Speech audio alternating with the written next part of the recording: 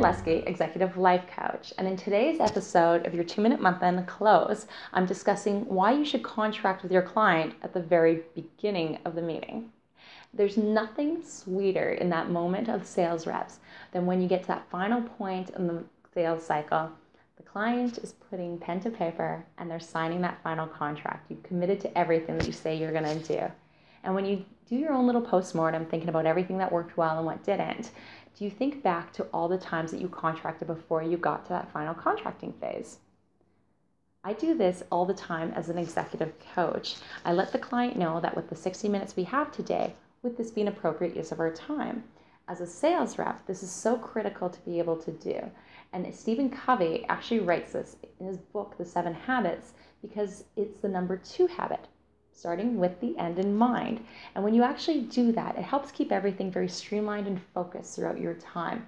The client knows that today you're going to be discussing A, B, and C. And when you ask them, is this still an appropriate use of our time? And they say no, it's a great jumping off point to be able to discuss all the things that are really important to him or her that you would like to discuss.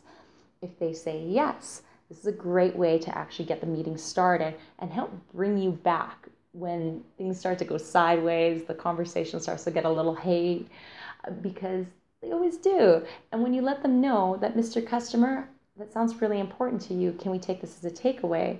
Or, Mr. Customer, that sounds like it's something that's really affecting you in your business. I would love to discuss this with you in the next meeting when we have a little bit more time. And now you've actually closed for the very next meeting.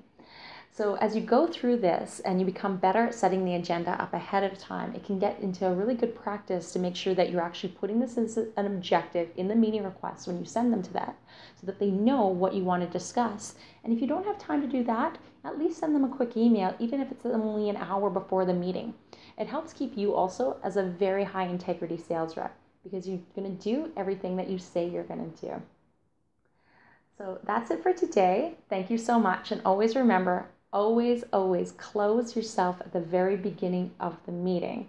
Help keep you and your client and their time in check and help move your sales cycles over a little bit faster. Thank you.